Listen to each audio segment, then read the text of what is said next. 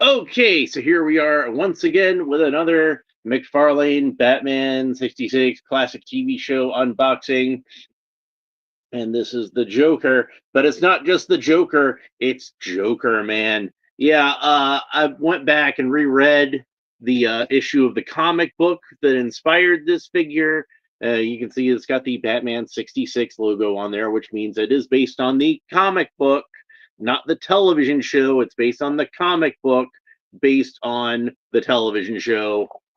Yeah, so it's a comic based on a television show based on a comic, and in this issue of the comic book, the Joker kind of figures if you can't beat him, join him. So he becomes a crime fighter, calling himself Joker Man, and he even drives a variation on the Batmobile, like a Joker colored Batmobile. And McFarlane actually made a toy of that too, but I found this one at Ross a while back for $4.99, and I kind of set him aside and forgot about him because I was like, well, I'll just open him up when I forget what I was doing at the time, but I figured I'd open him up once I got around to doing more Batman 66 figures, and I opened up the Pink Riddler over here and last week, and then wound up opening up all those Super Friends figures, and then I wound up getting all these Batman 66 figures for cheap on the McFarlane toy store and website, and then I'm like, oh well, I've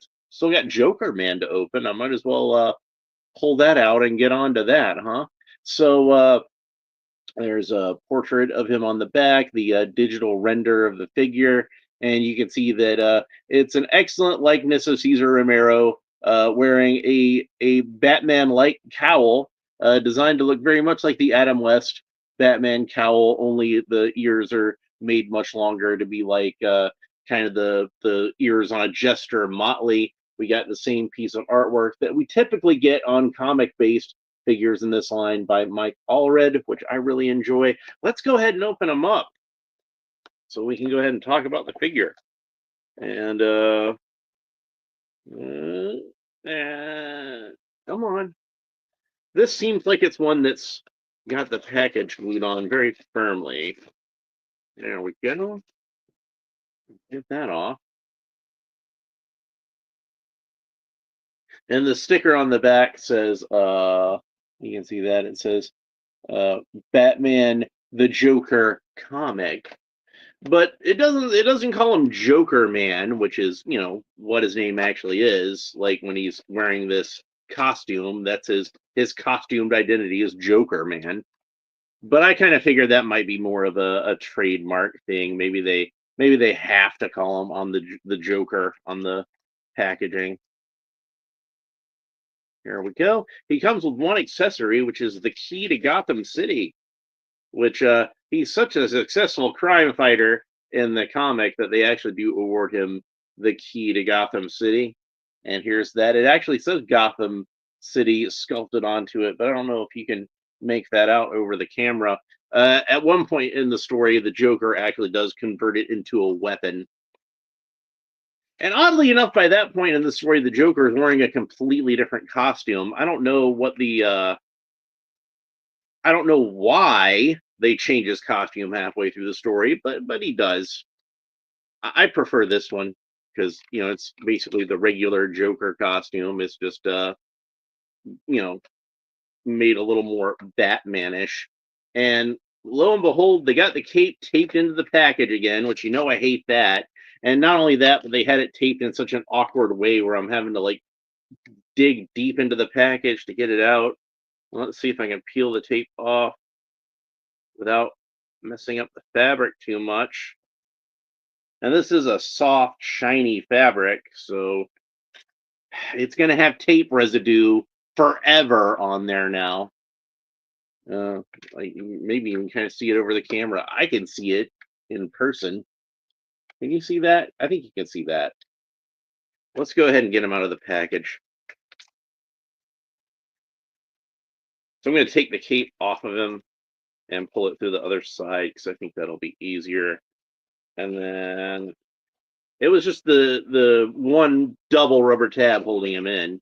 But here's the Joker out of the package, and we can see it's that same Joker sculpt that we're familiar with, at least, from the neck down.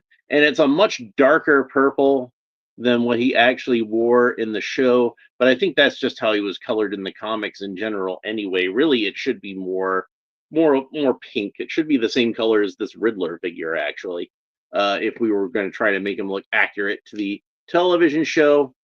But uh, the joints do seem a little stiff, so I'm just going to go ahead and get those broken in. And you can see the vest is like a slightly different shade of purple. And then he's again, he's got that great likeness of Cesar Romero these figures tend to have, only this time he's wearing this cowl. So, and unfortunately, even though in the comic book he's wearing a utility belt, they didn't bother to really give him a utility belt with this figure. They just kind of have this uh, belt buckle kind of Tampa graphed on. Not they didn't even like paint yellow around the edge of the trunks. It's just kind of it's just kind of belt buckle that's attached to nothing. But in the comics, he did have an actual utility belt with pouches. It basically looked like the Batman utility belt, but it just had a Joker face on there instead of a bat. So let's go ahead and talk about the articulation. Jokerman can look up about that far, look down about that far, tilt his head kind of quizzically from side to side, rotate the head all the way around. For the most part, I don't think these Batman 66 figures are really supposed to have the side to side movement. It's more supposed to be about the rotation. But if you can get it to move side to side at all, I kind of feel like that's a bonus. So I always try to point that out whenever I can. Of course, the arms rotate all the way around the shoulders, and they raise up about that far, which is excellent range of motion for a suited figure like this. Normally, they can't raise their arms that far, but they did a really good job with the engineering on the Joker. He's got a single joint of articulation at the elbow that bends in about that far and rotates all the way around. He's got a single joint of articulation at the wrist that rotates all the way around.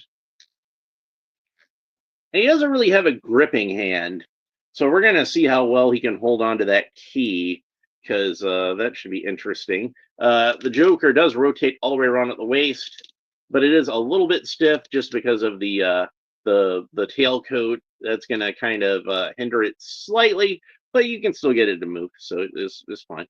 Joker can kick up about that far. He can kind of kick back about that far, but again, that tailcoat's going to kind of get in the way. Bend the knee about 90 degrees. It's a single joint of articulation at the knee. Well, not quite 90 degrees. And then it does rotate all the way around. No more articulation after that. There's no ankle articulation, no toe articulation to show off, anything like that. Whatever. So the cape, like I said, it's kind of a softer, but still kind of satiny, shiny purple cape. It doesn't have any scalloping on it. It's just a plain cape. And it has like a superpowers type clip. And it clips around his neck like so. So that's how he wears the cape.